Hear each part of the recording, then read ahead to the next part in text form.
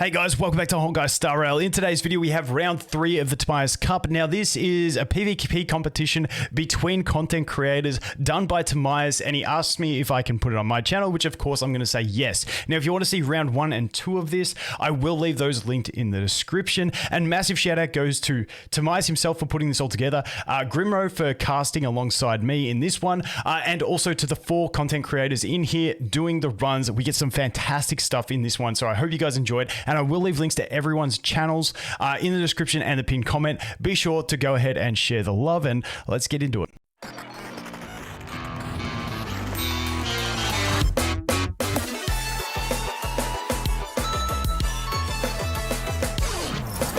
Hey everyone, Timaeuss here, and welcome to the third Timaeuss Cup, where we turn the PvE Memory Chaos into a PvP game mode by pitting 2 teams against each other and seeing who can clear the fastest with the lowest cycle count. They'll be using units picked up from a ban and pick system similar to the previous Timaeuss Cups, and of course Fushan and Lynx being the latest banner, those units will be allowed to be picked up by both teams and they cannot be banned. And of course today we've got 4 exciting players and they're all amazing content creators. In Team 1 we've got Team Hong by Mr. Pokke and Guoba certified. Of course, Team 2, we've got Team Harlem Warp Trotters. They even have their own team banner, and that's by Artumbo as well as Doggos. I'll leave the links to their channels below, and they'll be making their own videos on their experience in the cup, so do check them out. And of course, huge shout out to Pridewind because they've made this new draft system. Now, if you watched Timaeuss Cup 1 and 2, you'll know that we've started with the Lycon bans as well as the unit bans. However, this is an updated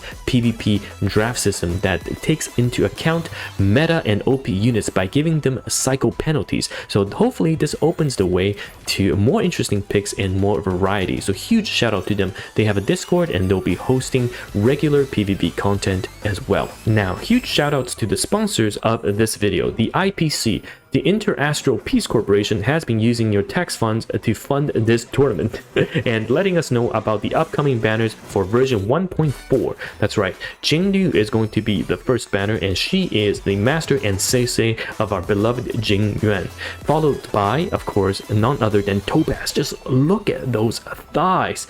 And of course, we also have the Seele rerun as well. Now, without further ado, let's transition to the casters and take it away, Grimro and Vulcan. Alright, ladies and gentlemen, welcome to draft phase. I am Vulcan here with Grimro to talk you through what these teams are picking. Now, our 2 teams are, I believe it is meant to be pronounced Lahonhon, thanks to Mr. Pokke and Guoba for coming up with the hardest team name that no one can pronounce. And then we have Harlem, which is comprised of Artumbo and Doggos. So, Grimro, are you ready for these picks and bans? Let's get started and see what we have to offer.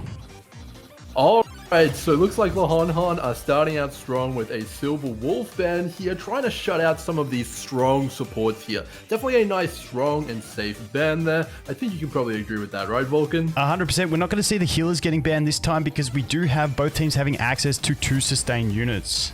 Okay, so a follow-up ban here from Harlan, taking out that Imbibitor Lune. He is absolutely a powerhouse in Memory of Chaos right now, especially on side 2.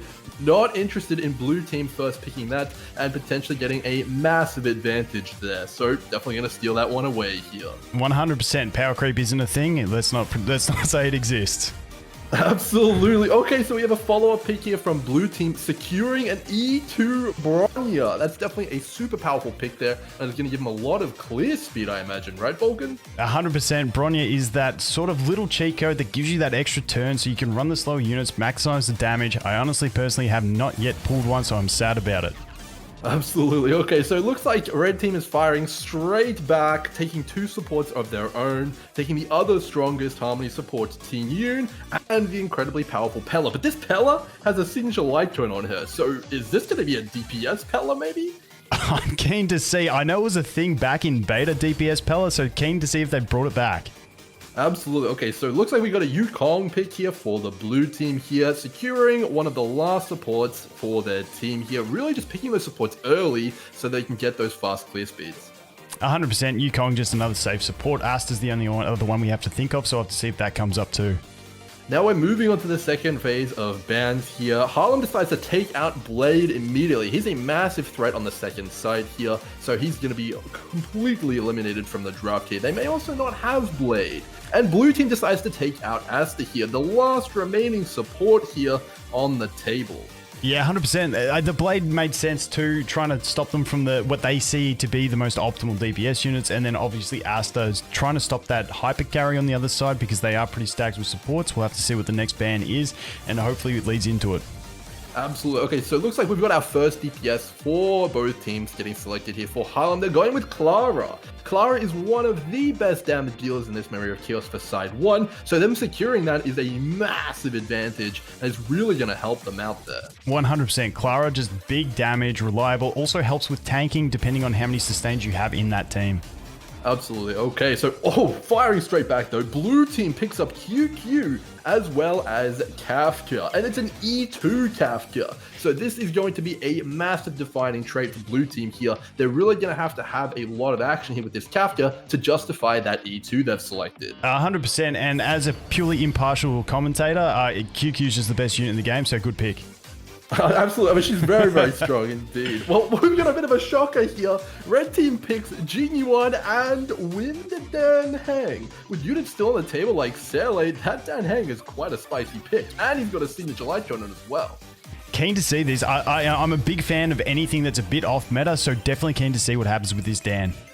Okay, well, the off-meta picks continue. We do have a pretty meta pick with Luocha, but blue team picks up Sampo. I'm seeing a bit of a wind theme here. I guess it's because there's a lot of wind break needed for the second half in Memory of Chaos, and Blade is banned. And makes sense when you're running with Kafka as well. You can trigger those dots, so not a bad pick at all. Oh yes, okay, well, continuing with the physical wind theme, physical main character gets picked here from all characters. It's got to be for that physical break, and red team securing their Fushuan as well. 100% curious to see. I'm assuming that we're going to get the physical MC and Clara on the same team. Hopefully we can get some good stuff in that replay. Okay, what out of nowhere, a Herder pick alongside securing their Fushuan on blue team here, but Herder, seriously, Vulcan? I mean, I'm keen for it. QQ Herder, both on the same side. Hopefully they're in the same team and we can see some craziness. But yeah, I mean, I'm all for this. I am all for it. We get some entertainment in this one. Okay, and red team finishing off their draft here with a Lynx pick. Fairly safe. Let's get into it. All right, so kicking it off, we have Guoba on side 1 for his team, which I'm not going to try and pronounce again because I've already forgotten it. But I love this team. He is running the Herder and QQ in the same team, supported by Luocha and Yukong. What do you think about this one, Grim? I actually think it's an incredibly inventive team. We've got a ton of skill point generation from Yukong and Luocha, and we have some big damage output from QQ. But Herta could be some massive combo potential thanks to all the ice weakness as well as the AoE potential. Very excited to see what happens. Kura indeed. Let's jump into it and see what he's going to do at the start here. I think he's got some really good burst potential. Will he get it in a 0 cycle for the first wave? I absolutely think he could. There is so much burst potential here on this side 1, thanks to all of the AoE monsters there, which Herder can get so many talent activations here. But the first thing he's going to have to do is get all these enemies to 50% life, so she can activate that talent. Oh, and he gets, sorry to interrupt, but he gets 3 flips on the QQ and procs the enhanced basic. That is just about as good as it can get with QQ. Let's see the damage here. Rolling out with an 86k followed by a 65k. Not too bad at all. Okay, and he gets massive talent procs activations there from, just not quite enough to kill all of the AoE monsters there from Herder though. But it looks like we're going to be looking at a Herder ultimate here. Oh, close, just a little bit of energy off though. There we go. We get the burst, and obviously we do get those extra defense breaks in here with the extra mobs that die, so we can amplify that damage. We've got 1 QQ turn left in this run. Can he get it with the QQ? He'll have to get some... He did get the follow-up, and he got the enhanced basic into, not maximum damage. Really reasonable damage there. Just missing out, though. Herder, the explosion, and we just miss it. We just missed the 0 cycle there. With better RNG, maybe he could have done it if he got a 4 flip on the QQ. Now he's considering his options with the Luocha, planning forward into the next wave because he knows he's missed that 0 cycle in the first wave. Absolutely, he's going to be looking to here to charge up as many ultimates as possible, trying to get that Yukong ultimate completely available so he can go for a massive burst cycle potential here on the next wave and get as much damage in as he can. So charging up those ultimates, very, very good play. His QQ is also going to want a lot of skill points, so probably trying to build up as many skill points for her as well. Yeah, you can see him tapping some basics into that pig just to get the extra, just to make sure he doesn't kill before he wants to. Now he really does want to get this kill, and with QQ, you do want to dump all those cards as well so that you can get it fresh for the next run and get as many flips as possible. But he is down to 1 skill point moving into this next wave. Curious to see how this plays out. His QQ is slow though, so he should have time to generate those skill points that he needs.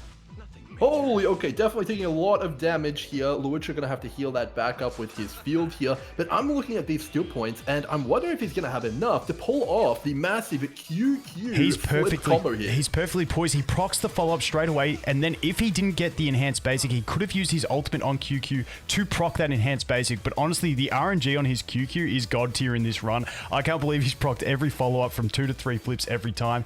It is going really well for him. But like I said, he did have that little piece in the back where if he didn't proc it, he could have used the ult to get it. And there we go, Yukong. Herder coming in for the ult now. Let's see. Okay, looks like he's going to be getting a massive QQ ultimate here. It's coming up. I have to imagine it's going to do a massive amount of damage. Here it comes. Are we predicting a big one? I think it's going to be huge. 75. I think he missed one of the crits, or was that both crits? I was expecting a little bit more, but 65, 69 into 53 with the follow-up. Not too bad. Herder spinning. Honestly, really solid. There's no issues with survival at all here. It all comes down to speed. I don't think he's going to get it in this cycle, but it's looking like it is going to be a 2-cycle run through, which is going to be really, really impressive. Unless something happens that maybe he gets a bit of bad RNG with his QQ, but he's going to have 3 skill points for the QQ on this run. Absolutely. I think he's going to 100% lock this in here. There's the pig as well, which he can take out with an enhanced basic attack. Oh, finally gets unlucky with the QQ, doing 3 flips, only needing 1 card to match the 3 of a kind, and didn't get it on 3 flips. This is actually maybe getting a little bit dangerous here. If he isn't able to take that pig out or get these elites down, he might be losing a cycle here, which could cost them dearly in this match. And we're at threat of the revenge from the guard as well, because he has his revenge up ready to smack anyone that wants to attack. So QQ gets the enhanced basic. Now he's got to go ahead and use it, and QQ is going to get revenged on unless he soaks it up with that Yukong. Absolutely don't think that's an option here. If he does go with that Yukong into that guard, I think she will die here. So going for the pig instead doesn't take it out, but Herder is going to take it up here. Herder goes down! Herder dropped, but that's a good sacrifice. That was a lot to think about in that play on what was going to happen. Can he get this with a basic? Just misses it, no! just misses it. So we're going to have the 3-cycle finish. We lost the Herder, which isn't the end of the world, but that was so close on damage. The real thing killing him in that run was the QQ triple flip going for 1 tile, but missing out on it. That's where the RNG of QQ can be a blessing and a curse at the same time. 3 cycles there for our first side. All right, now we have Artumbo with his team's side 1 battle. We do have 3 DPS in this team. As we saw from the draft, Pella is going to be a DPS in this team, and that is the wonderful thing about Lynx and Clara. You can have that taunt value put onto the Clara and reliably tank with her whilst dealing DPS and leaving the other 2 units open. I am super keen to see what this one has to offer for us. What are you thinking, Grimro? I think it's a fantastic team. We've got Sustain covered thanks to Clara and Lynx, as you mentioned, but we also have 3 potential breakers to take out those break bars, and Physical Break is one of the best. So I'm very keen to see how fast we can pull this off and see if we can beat Guoba's time of 3 cycles from earlier. 100%. So we're jumping in. Honestly, big damage getting taken there, unfortunately, by the Pella, even though Clara used her technique to get into combat. That's just unlucky, and sometimes you get that. Getting the AoE defense shred on. Let's see how much damage this deals as well. 33k, that is pretty reasonable from a Pella. That is very good damage, and we stack onto the fact that she's also going to be shredding that defense. It's definitely a huge benefit there for having that DPS Pella. I am very interested to see how this Lynx is going to keep everyone alive, though. That Pella's going very low. We might have to see an early ultimate come out of that Lynx here, which would mean we're going to have to use a lot of skills later on to keep everyone up like Clara. 100%, but we do get that when we've got those double fish doing the AoEs, getting the fence break as well, so we've cleansed that as well. That's the big thing coming out of the Lynx as well as a new free-to-play option. We do get that cleanse on that ultimate as well, and now we are in a pretty safe position. Clara getting hit, we're going to get that big revenge. Dude, 80k on that revenge. Look at that, Clara. And Physical MC, what's he going to do? Oh, close. Not going to get that Fizz Break, though. That is so unfortunate. If he had gotten that, maybe we would have seen a 0 cycle there. But looks like Pella is going to go and kill that pig there. Ooh, very nice damage from that pig. I think we're definitely going to be looking at a 1 cycle here. So it's going to be whether he wants to charge up his ultimate or not. If he does, he's going to have a very explosive side 2 here. Definitely opting just for that basic attack there. It's generating skill points, and I think he should be fine to get it in time as well. I'm curious on his builds, whether he's got one dedicated breaker that he really wants to break with, or whether he's not fast and they're both on hybrid type builds. But I think that Clara is on more of a raw damage build based on the numbers coming out of her right now. Yep, building up a few skill points here. Unfortunately, not able to get all the energy he might have wanted on those characters for the second wave here, but not bad either. So we've got Clara almost having her ultimate, but we've got quite a lot of wing sheath here, and Lynx's ultimate isn't close. And Clara's at half health now.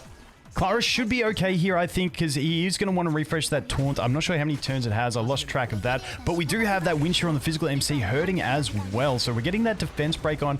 A break on the guard would be fantastic here, so he doesn't have to worry about that one, especially if he does decide to do that quantum break, because it would delay, but it will take out some damage that he does have access to. Holy, going for a basic attack there on Lynx instead of going for the heal. That is a very risky play. With no ultimate available here, someone absolutely could die right here. Oh, okay, gets pretty lucky here. Not taking any massive damage on any of these carries, but the guard still has their move here. So someone could get pretty unlucky if we go badly. And it's who does he bait this into? Clara is obviously the clear choice because she has damage mitigation, but look how low the team's getting. We do have Lynx next, and Lynx will be able to have access to that ultimate, which is a clutch timing for it. And I'm hoping he decides to use that ultimate.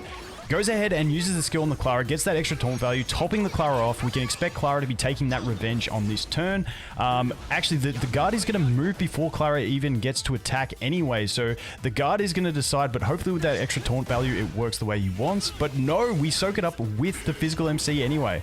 That is very risky. That physical MC is almost down, but we are seeing massive damage output here from this team. So it might just be fast enough that he doesn't have to worry about his team dying. So I think that's probably the angle we're looking at here.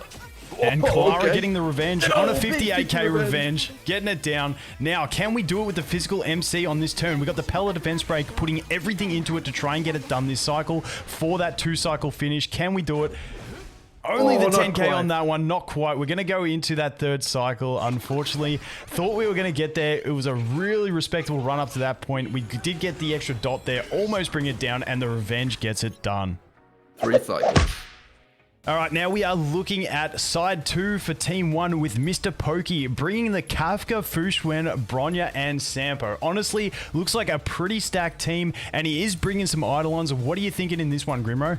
Well, sustain is definitely not going to be an issue with Fushwen here. She has it covered, but my main question is going to be skill points. Normally, you have a fully skill point positive sustain with the Bronya Sampo Kafka comp, but he has Fushwen, so I'm going to be very curious to see if we have enough skill points to make this comp work smoothly. 100%, but I don't think damage shouldn't be too much of an issue. We do have the accessibility to Bronya to be able to boost those turns, but like you said, skill points is the main issue, but a pretty stacked team nonetheless. Let's see what he's got to offer. We do have that new Fushwen in, obviously bringing the extra crit, which is going to be nice. Curious to see how the Kafka is built, whether it's pure dot or we have a random crit build Kafka going. Yeah, we can absolutely see straight out of the gate using a basic attack there with Bronya, not wanting to waste those skill points, wanting to save them up for exactly the right moment here, which should be coming up here with a Bronya skill on Kafka here. And it looks like we're going to have a boosted ultimate here as well with the Bronya ultimate, so it's going to be a massive combo here. Hopefully going to be able to take out most of the trash mobs here on this wave. 100%. I believe I saw a death break come out of that Sampo, so running the cone for the death break as well, I believe, if I saw that correctly. So holy moly, 120k ultimate there from Kafka. That is a pretty big deal. Getting some big pop-offs here. So what have we got? We do have another Bronya turn and a Kafka turn along with Sampo before the end of this cycle. So hopefully we can go ahead and get it done. But Fushwen ultimate available, not needing, could pop it off for some damage, but these two are looking pretty healthy at this stage. Yes, but we are seeing a little bit of that skill point issue there. Bronya having the basic attack here, and Sampo also having the basic attack here. He's not sure whether or not he wants to use that Sampo ultimate here, because he might want it for phase 2. Okay, he does go ahead and use it. Gonna follow that up straight with a Fushwen ultimate. We also do have Kafka's ultimate coming up here as well. But those horses are targeting his team. It could be a bit dangerous here. 100%. You always get worried about those horses targeting until you realize that Fu Xuan's on your team, except that you get controlled on that hit with the Fu Xuan. But we are pretty safe because we do have a turn coming up and we should be pretty fine. Fu Xuan's going to get her turn and heal up. Just a matter of if we can get it done in this cycle. Should be fairly doable, but, you know, might come down a little bit to the wire with this Bronya using a skill to boost the Kafka again. Absolutely. I mean, we do have Kafka's ultimate available. Fu Xuan doing Fu Xuan things, unkillable. As usual, heals straight back up, no problems there. But it really is going to come down to these skill points, right? 2 skill points. Is that going to be enough to finish off this wave with just Bronya available? She does have her ult, and Kafka does have her ult as well. But those life bars are looking kind of high, don't you think, Vulcan? 100%, but does he go all in with both, with Bronya's skill, ult, Kafka ult, and skill, and try and get it done, or does he play it conservative to save it all? And it looks like he's going with the conservative path. He's going to sacrifice a second cycle on this round 1 just to play it safe and hopefully punch out the second wave really quick. Well, the advantage of this play is that he gets to go into side 2 with all of these ultimates available, so he should be able to make up some of the time on side 2 here. But yeah, getting a 2-cycle time here is definitely not what he wants with such a highly invested team, I don't think. Not a bad time, but maybe wanted to be a little bit faster to get that competitive edge here. 100%, and playing for the pig to get the extra damage there on the AoE. And does he use a skill here with Sampo? Uses the basic, bringing him up to 5 skill points with the only one not at full energy being Fu Xuan. And we should be pretty fine here because we do have Bronya, Kafka, everybody taking another turn on this round. They're at no health. Now it just comes down to managing those skill points and just saving them and using some basic attacks. Yep, looking to go in with all those ultimates available. The pig is there. There's pretty much no way he's not getting this down. Just making sure he crosses all his T's, dots all his I's. And there it is. We're moving into wave 2 here, which is going to be Yang Qing. What I'm very curious about here is how he manages Yang Qing's swords. Those are the defining feature of this fight. And Mr. Pokke has access to a ton of AoE damage. It's going to be curious to see whether he pops it all now for a bit of extra single target damage, or he blows it all on the swords right after they come out. 100%, and he's going in with the AoE straight away from Sampo, so for going that, but maybe he saves his Kafka one just to brute force those swords. We'll have to see what he plays here. Absolutely. I mean, we definitely want those. Okay, he's just going straight in with all of the ultimates here. He wants that single target damage, not interested in saving any of those for the swords, just wants to get this stuff done and dusted here. But those swords will come out, he will have to deal with them, and he doesn't have any ultimates available here now. Do you think that was the correct play, Vulcan? Honestly, I'm not willing to criticize it. I'm letting him do his thing. I'm not a Kafka main, so I don't know the best strategy, but hey, I think he should still be okay. He still does have AoE capabilities on both Sampo and Kafka to go ahead and try and deal with it, but we do have some of them that will have that imaginary weakness and he'll just have to brute force. Or is he considering that he just keeps going for the boss because just ignore the fact of the break and just go for raw damage because he's got those dots and he can proc them? Maybe we spoke too soon, or I did at least here. It looks like he's just got another ultimate ready before he even put the swords out there, which he's able to easily use to take out the majority of the life on those swords there. So he knows his comp, he knows that Bronya Kafka can access that ultimate like nobody's business, and he is planning around that accordingly. Very nice to see here. 100%. Now, he's probably going to use a Bronya skill and just have a crack for it, but he's not in the range to get it. Or is he going to try and break these swords? Well, Goes the skill. Goes the skill. He had a okay. few skill points in the back pocket, so safe play. Goes ahead and tries to kill those swords. Unfortunately, none of them weak to lightning, so not getting any of that out. We do have one there that is weak. The other one must be weak to imaginary, so losing out on that one. But I think he's pretty safe to get it done in this cycle. That sword is super low, but he does get frozen on the Sampo, unfortunately, losing that damage amplification accessibility. Yes, it's definitely a big pain here. He really wanted that ultimate there from Sampo right now, and no skill points available for Kafka. I spent them all with Bronya earlier, so having to go with a basic attack there, definitely not what we wanted to see there for the damage output. It looks like we might end up having to take an extra cycle here, unless Kafka can do some massive damage with this Bronya. He's got fully buffed Kafka with the ult available after the skill. Hopefully this is enough to pop it and give him the 4-cycle finish. And let's see, so there's that one. The ult is ready. Gonna get that amplification with Sampo first, and we are gonna get the break here with Kafka as well. Hopefully this is enough to do it, especially with the dot on turn for the Yang Qing. Oh, yep, it looks like it's absolutely going to be enough to do it because Yang Qing will take the damage from those dots coming up, and it's going to be a pretty nice clear.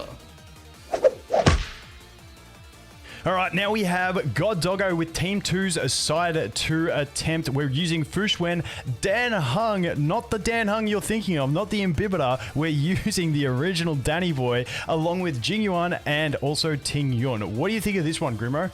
Well, I think Jingyuan has his best support here, and that's always a good thing. Ting Yun and Jingyuan, a match made in heaven, and also with the new addition of Fushwan, who complements him so well. I'm very excited to see how this will go, and how fast our general can clear. Yep, so popping that Ting Yun ult straight away before we get into combat, so when she takes her turn, she can get that extra energy as well.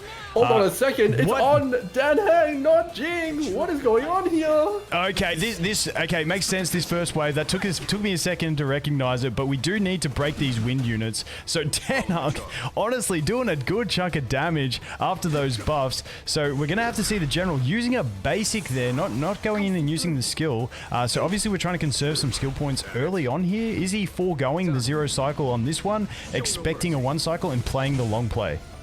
You know, I think we might be looking at a main DPS Dan Heng here and a supporting and sub DPS Jingyuan here by the looks of things, and the way that Ting Yun is currently being used, which would be a huge departure from what we were expecting here. Lightning Lord doing 40k, not bad, but what do you think of this main DPS Dan Heng? Hey, I'm all for it. I love this sort of stuff. I felt bad for Dan Heng when he got his new version, and he just felt sad. But, you know, back in beta, early days of global launch, Dan Heng was getting used by a lot of people, and he's fallen off to the 5 stars. But this just showing that you can make anyone really work in this game.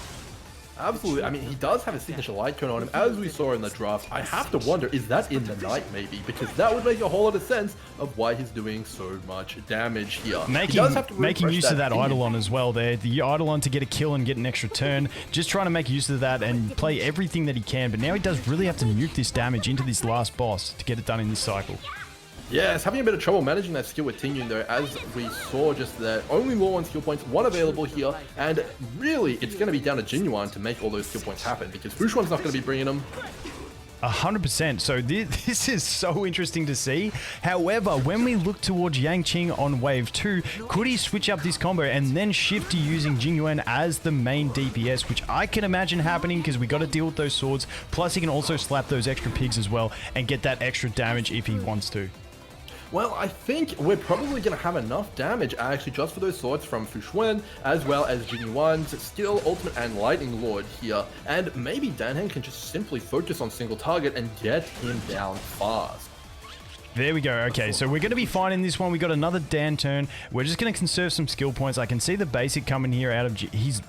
He's trying to build up that Lightning Lord. Okay, building up that Lightning Lord so Lightning Lord can start strong in the next wave by the looks of it, and relying on Dan to maybe basic to kill, or is he going for a skill? He's going to go the skill just to play it safe and cost that skill point. If he wanted to be greedy, he could go for the basic attack here on the pig, but yeah, he's going to play it safe here. But only going into side 2 with 1 skill point is a little bit dangerous, don't you think? Yeah, we'll have to wait and see how he goes with this one. So he does have that ult available, but you want the slow on and you want the penetration with that ult on Dan. So it's always an awkward one. Do I skill with full energy or do I put it out for the extra break? And he's decided to go with the extra break, taking a lower damage on that ultimate because he didn't have the speed slow and he didn't have the penetration. And it looks like Ting Yun is not able to get her blessing here on Dan Heng, unfortunately, due to the skill point restriction here, which is definitely going to be a bit of a damage loss here. 100%, and the swords are out now, so I can see his skill coming here, unless he wants to save it for Fushwen. Fushwen does have another turn on the Matrix, so still skipping it, going for that ultimate to stack up the Lightning Lord. We are getting it up to 8 stacks, so we are going to get some decent damage out of the Lightning Lord nonetheless, and we're going to break that final sword in this turn, hopefully. Okay, unfortunately didn't get the sword broken with the Fushwen, just missing out on all that extra break that could have come onto the boss as well. Yes, but he does get the swords down, fortunately by great management with that pig there. Is finally able to get that Ting Yun skill ultimate off and get that onto Dan Heng again. So choosing not to prioritize Jing here, even though this enemy is lightning weak and there is some AoE components here. 100%, and Dan, respectable 84k on that one. Nicely buffed, but getting some really solid damage out of this Dan as well. Still using that Jing just to generate those skill points. Gonna pump every ult out of this one now, just trying to squeeze as much damage as possible. Got the break on the pig. That AoE damage coming in from Jing soon could allow that pig to drop. We're gonna need to get some extra stacks on that Lightning Lord probably just to clutch the kill here, because the Lightning Lord is just falling into the next cycle at the moment. Yes, definitely doesn't look like we're going to be able to get Yangqing down this cycle, unfortunately, due to that Lightning Lord being so far back here, but definitely putting out some respectable damage, and they are going to get a huge Lightning Break here, hopefully, or are they going to go for that Pig? Definitely thinking about our options a little bit here, definitely going to go for that Lightning Break though, does a bit of good damage. Yeah, unfortunately just one skill point short. I'm curious to see if he had saved that skill for Jingyuan, if the Lightning Lord would have got to turn in that cycle, but probably wouldn't have brought enough damage to do that 25% health. And we are going to be pretty safe in this one by the looks of it. We got that Danny ult, probably waiting for a buff to get the wind penetration. He's probably going to double buff here just to play it safe. And away he goes. Well, I mean, he would be wasting that Tingyun ultimate energy if he does double buff here, so I think he's probably gonna... Oh, wow, he is! He's going all in on this one ultimate here, as you predicted, Vulcan. Do you think he's gonna get the kill here? I think he's gonna land it. He's gonna get that 80, 90k. As long as he crits, he should be pretty well fine. And he gets the 87k, leaving it with 1, but that's okay. He's got plenty of time. But I think that's the first skill we saw come out of Jing, maybe the second one, to get the kill. And what an exciting match, and so awesome to see some of the lesser popular units being picked for this tournament. And of course, we've got the final score here, and Team La Hong Hong with Mr. Pokke 3 cycles and Guoba certified 3 cycles with a -1 cycle bonus gives us a final and total score of 5 cycles. And Team Harlem Warp Trouters were looking at Artumbo 3 cycles and Doggo 4 cycles with a -2 cycle bonus for a final grand total of 5 cycles. Now, with all said and done, we are looking at a tied match. That's right, 5 cycles for both teams, and awesome work for everyone involved. And let me know if you enjoyed this as much as I did. I certainly had a blast looking at all of the super cool and unique picks and their runs. Of course, remember, Pride One is running this PvP as a community event as well, so head on over there. I'll probably sponsor some of the prize pools in the future as well, and look forward to our next Timaeuss Cup. We always have one for each patch, and the next one might be a bit more unique and exciting in terms of some of the back pocket picks. Now, until then, I'll see you guys in the next video. Goodbye.